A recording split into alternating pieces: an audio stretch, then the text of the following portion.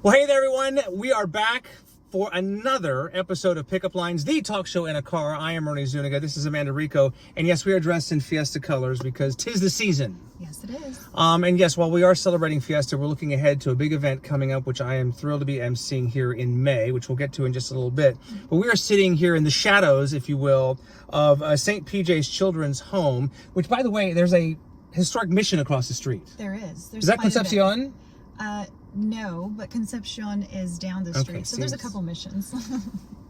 Trust me when I say that's and Amanda will be my navigator here, but it's just a beautiful part of the San Antonio to be in. And again, this is another example of a place I've driven by 1,000 times. Yes. And never taken the time until recently, where you guys were nice enough to host me for a tour, just to see really what happens here, which we're going to get to in just a little bit. But as you may know, with Pickup Lines, I want to get into the story of you, because you have an amazing story about how you got connected with St. PJ's.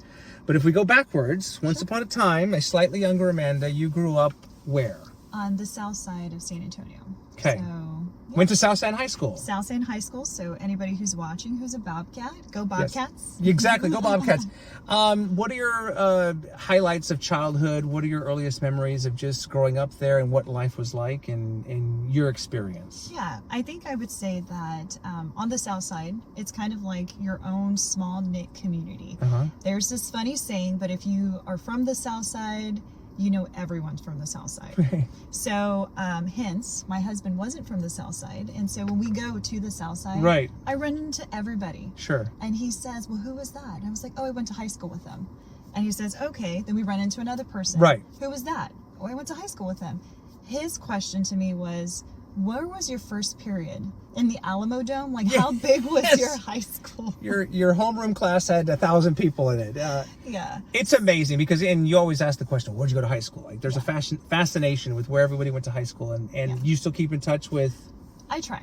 I do my best to keep up with as many friends and family, because again, when you're from the south side, it's a really close-knit community. Yeah. My favorite, I guess, memories and experiences was in high school. I was on the cheerleading team. Very active in regards to that. Early in childhood, did folklorical dancing. So just really enjoyed the culture and the part of the city that is so rich. And I really feel like that's what the South Side brings to the city. So you must be loving Fiesta time then, right? Oh, I love it. I grew up at the Market Square. I feel like I was there all the time with folklorical dresses and dancing shoes, really just performing. Should have had her. We'll have to find the video clips and everything.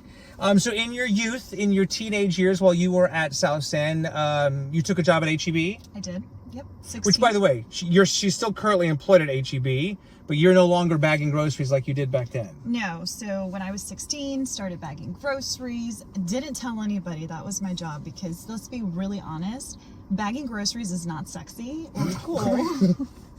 When all your other friends are quote unquote models or worked at banks. And so I was a little shy about it, but I'm so grateful. So I've been with the company now going on 20 years, and it's been an incredible journey. So love HEB. And you kind of work, you were telling me kind of in the behind the scenes, some cool futuristic AI things. Yes. I don't want to give away any company secrets, but she's certainly not bagging groceries anymore. No, not bagging groceries. More like handling technology and innovation and figuring out ways that we can make the experience for our customers better.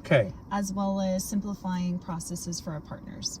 Can I just say, unsolicited, this is not an ad for HEB, but my wife and I, we did a video many years ago when Curbside started. Yeah. And it got like 1 million views on Facebook. But then now the delivery too, just with kids at home and everything. Just whoever invented that, thank you very much. Yes, and there's more to come.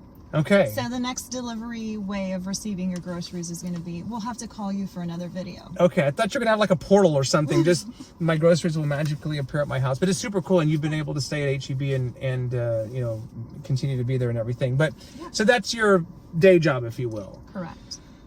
I found out recently about the story that brought you into the St. PJ's world, and I would never ask a woman her age normally, but because you were forthcoming about it, it was your 30th birthday a few years ago. It was. Where I don't remember what exactly that aha moment was, but you were planning for your 30th birthday, a milestone birthday. Yes. You were going to go big. Yep. You had your husband in the loop. Yes, he was kind of nervous and trying to figure out logistically, how am I going to do this? because my Pinterest board probably looks like insane. Right. You talked about wanting to have mariachis, and you were the cake, and you were going to go big. I don't know where you were going to have it. Maybe at the Alamo Dome. I don't know, but on the rooftop somewhere. On the rooftop somewhere, glamorous, with overlooking downtown or whatever. With fireworks. Which is great, right? I mean, nobody would fault you for that. I mean, it's your 30th birthday, but then something happened. Yes, something happened. So I immediately started reading a book to my kids, getting them ready for bedtime. I actually brought it. So this is the book. So it's called Light of the Darkness. Right. And so my two boys, again, were little. We've read this book several times. And it was just the first 2 pages of the book that probably hit me like a ton of bricks. And I started to cry, and my 2 kids looked at me like, what is she doing, and why is she crying? Okay. In the middle of this book. I'm just going to read the Go ahead, first. yes, of course. So it says, I was just a boy one winter's night beneath my favorite tree. It was the night of my 12th birthday, all alone as I could be. No cards, no cake, no candles, no presents wrapped for me, because no one threw a party for a little boy who couldn't see. And I think that was it. I couldn't even go to the next page. I started to cry, and I was kind of like convicted, essentially, in my heart. And I felt like, wow, you know, I've had 30 wonderful years of life. Right. And there are other kids that have never had a celebration, a birthday party, or even just special moments. And that's where I kind of paused and said, this lavish birthday party that I'm planning on the rooftop with fireworks and mariachis and all the things, it should be less for me and more for others. And so that's kind of where the journey started. I love it. And you went to work and you started, making phone calls and asks, because obviously these things cost money, and you were needing some help providing all the different things, the entertainment and the food and whatever, paper products, those kinds of things. Yeah. And I think you said you had a hard time finding people to say yes. I did. I feel like I had more rejections and more no's than yeses. I kept calling, and it was like, well, it's going to cost this much. Right. Or, hey, I'm sorry, I'm booked this day. I'm not available. There was just a point where I was like, you know what, maybe this isn't part of the plan. My idea is just not supposed to happen. And I made one phone call, last phone call, to a friend. I hope you get to see this. Brian Boyd. Yes. And he's from Lumen Events. He was our wedding DJ. And I told him this idea. And I thought to myself, man, this guy's expensive. There's no way he's going to say yes. And long story short, he said yes. Wow. And he joined the journey. And after that one yes, there was more yeses and more yeses. And this event that was supposed to be very simple turned into a really, really cool ongoing annual event. Which continues to this day. So partially, we have kind of, since COVID, things kind of got a little weird. We had to migrate. For everybody, yes. Yeah, and also just regulations on how we have to maintain the children. Of course. We do Christmas now. So the birthday party has turned into a Christmas celebration. So, yeah. So we should mention, we're obviously here at St. PJ's Children's Home, and I know it's difficult to see because you don't get to see a lot, but literally, if you were to look behind us about, 100 yards or so, is a spectacular building that if that building could talk, I mean, it's just a beautiful chapel facility. What is behind us exactly? Yeah, so that is where the children have chapel. That's where they have mass. The Archbishop, he comes over. Right. Every Christmas, they have a wonderful ceremony that occurs. And we also light up the facility. And we light up the Christmas tree that sits right in front of the chapel. Very nice. And so it's just beautiful. It's very historic. You said the missions earlier. Right. It kind of resembles the same theme. Sure, yeah. So if people haven't seen it, I don't know, just drive by. You can see it from the fence line. Exactly. And for obvious reasons, we've positioned in the car in a way where we're not going to show the kids for obvious reasons and everything. But I suspect that St. PJ's is a case where a lot of people who see this have heard of St. PJ's. Correct. But maybe they don't know, through no fault of their own, they just don't know exactly what happens here. So how do you describe what this place is? It's been around for a long time. Yes. How do you best describe what happens here? Yeah, so I would say, if I were to just kind of distill it down, St. PJ's is a haven for hope. It is it's an emergency facility. So unfortunately, the children who are brought into this facility are brought in because they've had to endure some extreme situations and circumstances. Right. Whether it's drug abuse, whether it's sexual molestation, whether it's neglect, again, at its most severe scenario. And so what this facility does is they take them in because it's an emergency. Right. I would describe it like a hospital. Okay. Essentially. Okay. And what they do is they provide them counseling, resourcing, and they provide them hope for the future. How do we then redirect the children that have been in really bad situations to be able to have a thriving future? I mentioned this the other day. I was here for the tour where we talked about over the years, all the years I've done the news, and you talk about these horrific stories of things that have happened to children or things that happened to adults who had children, and the adults go to prison or were killed or whatever the case may be, and you wonder, where's the follow-up on the kids? Like, what happened to the kids? Yeah. In some cases, maybe they come here, but I know, and there are other places like St. PJ's around, but I know here in particular, there is an emphasis on keeping, if there are siblings, keeping them together. Absolutely.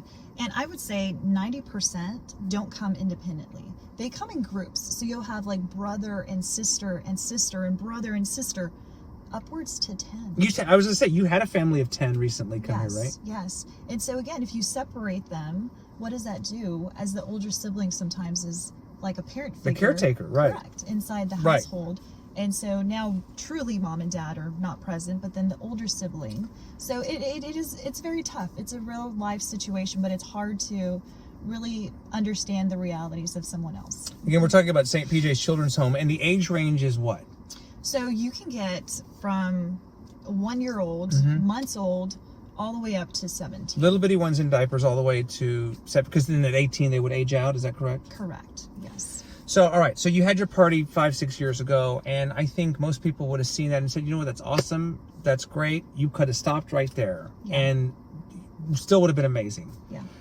You are the current president of the board of St. PJ's Children's Home. So why did you decide to stay and get involved to the point where you are now running the board? Yeah, because I believe in the mission.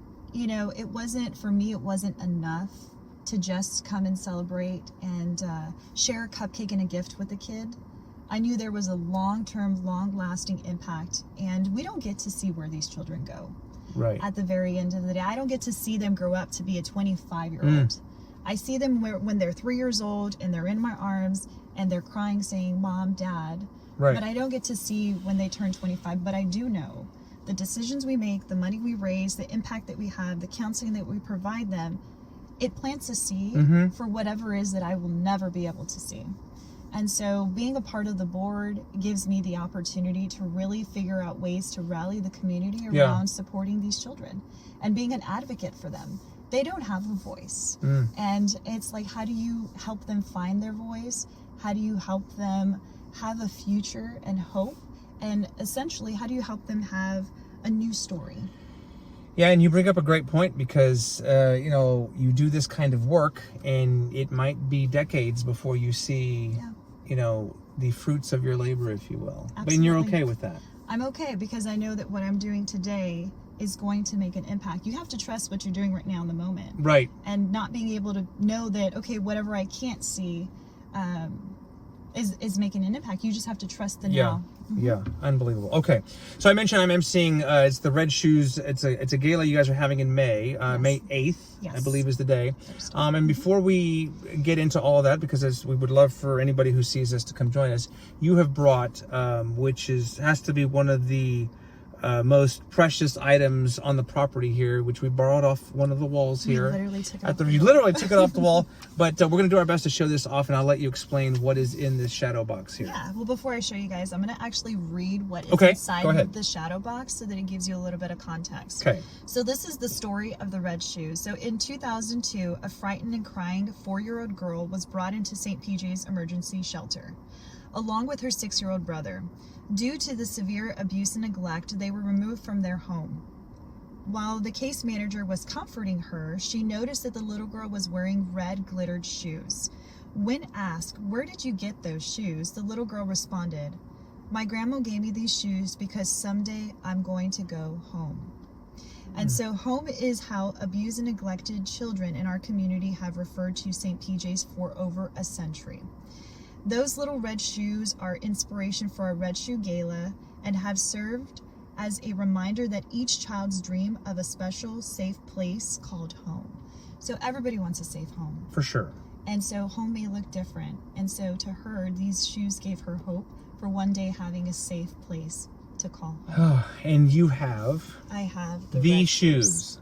And I know there's a glare and everything, but those are the actual shoes. Do we even know what year this was or when they came in? 2002. Okay, so 20 something years old. Yeah, so this is real life. Do we know whatever happened to the girl who had these shoes on? And this goes back to sometimes you won't. Yeah. You know, the end of the story, you just have to hold on to the hope and believe and trust. I don't think so. Okay. But we have to know that whatever we're doing right now, today, is going to make a difference. Okay. Yeah. I can live with that. Yeah. And clearly you can as well. That's pretty remarkable. Okay, so that brings us to the event on May 8th, which I know a lot of people are kind of all in fiesta right now, which is fine. But as soon as that is over, this is a big night for you guys. Probably, is it your largest fundraiser? It is our annual largest fundraiser. Our goal here is to sell some individual tickets for seats. There's still some available, so please, if you want to join, buy a ticket. We can definitely link it over on your page. We'll put it on there. Absolutely. Okay. I'll put it on here. And then also, if you guys just want to donate, and if you're thinking, okay, well, how can I contribute? You can donate to the Red Shoe, or you can donate to St. PJ's and providing them essential items like toothbrushes and sanitary napkins and shampoo, conditioners. All of those items are welcomed for the facility. Okay, so this is Thursday, May 8th at the San Antonio Botanical Garden. And again, we'll link everything on here so people can see where to get the tickets. But I do want to mention, because you know how much I love Fiesta medals, and this is the Fiesta medal for St. PJ's, which is another way, and it's $10, correct? It is, yes. So a very easy, practical way right now where you can buy one of these here at St. PJ's? Correct, yeah. And add it to your collection. Very colorful and festive right there. And all that money, of course, stays right here and helps out. Absolutely. All the little, do we know how many kiddos are here on the property right now? So the facility can hold up to, I believe it's 130. Okay.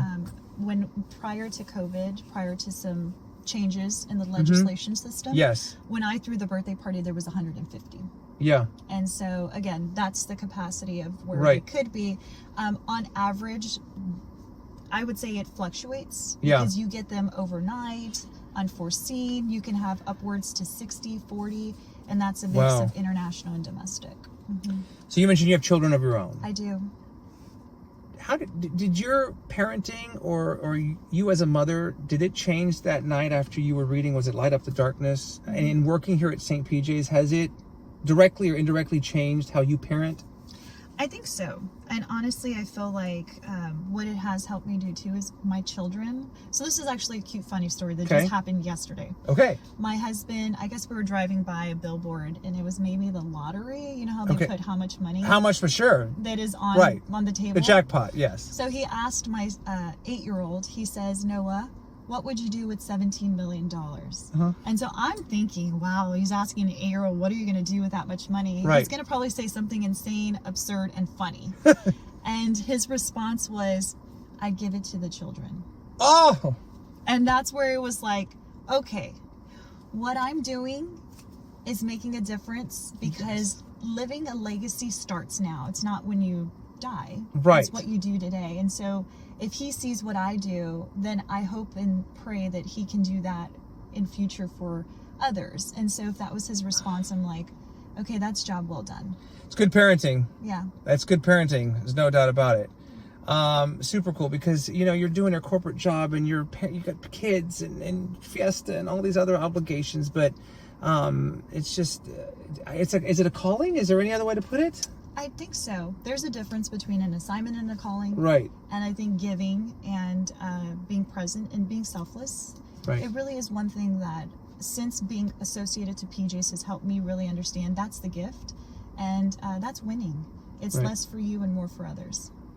When do you start planning your 40th birthday party?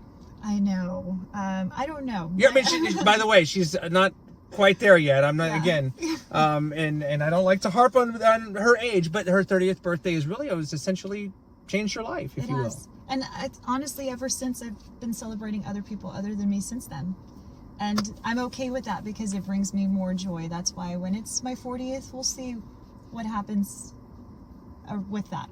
Yeah, I think it's amazing. The first time I heard the story, it's one of those where have I been? How did I not know about this, Amanda Rico, and everything that you're doing? Have we left anything out or anything else you want to say about just the mission, the kiddos, I know we got, again, the Red Shoes Fiesta May 8th. Yes. Get the tickets and support however you can, but have we left anything out? No, I would just say, again, if you feel compelled in being a part of a bigger mission, St. PJ's is a fantastic organization. I think the stats for me is also what helps bring reality to the actual facility and organization. So I brought a few that I just wanted to share go ahead. with the group so they can fully understand. So 1 in 10 children in the U.S. are sexually abused before the age of 18. So that's a blaring statistic. And if we really kind of broke that down, in Bexar County, there's 650,000 children. So if we're saying 1 in 10, that means that 65,000 will be abused and neglected sexually. And so how do we stop the abuse and neglect, or how do we then redirect and reform? Because how many of those we hear about on the news, but how many of them go unreported, or nobody ever speaks up? Correct. And that's where it's like, if we could be the advocate for them, if we know it's happening, don't withhold from picking up the phone and making a report. Right. It's important that we are the advocate for those kids. Yeah. Absolutely. The other number that was kind of blaring for me and stands out, but in 2022, Bexar County was rated the second highest number of confirmed child abuse and neglect cases. And so there have been some fatalities. That's the other part, is it gets so severe that unfortunately they become the stories on the news. A statistic, unfortunately. And yes, they end up on the news, and it's just every single time that happens, it gets me. But the work continues here, and will continue day and night, 24 hours a day. Yeah. And again, it will be led in large part by Amanda Rico here, the president of the board of St. PJ's Children's Home. One more time, I got to show the Fiesta Medal, which you are proudly wearing. I am. And you can come over here and make sure we get it here. Listen, like I said, I know you're super busy and have a lot going on, but thank you so much for sharing your story, for what you do. I think it's truly inspiring, and maybe it will encourage others to kind of rethink how they celebrate their birthdays, or just how they give back, and especially when it comes to young people. I mean, I think we can all agree. Yeah, absolutely. It's an important thing to do. So thank you. Thank you for having us. All right, there you have it, Amanda Rico, St. PJ's Children's Home. Again, the Red Shoes Fiesta happening on May 8th at the San Antonio Botanical Garden. We will be there, and we would love for you to be there as well. So until next time, I'm Ernie Zuniga. This is Pickup Lines, the talk show in a car. We will see you again very soon. Bye for guys. now.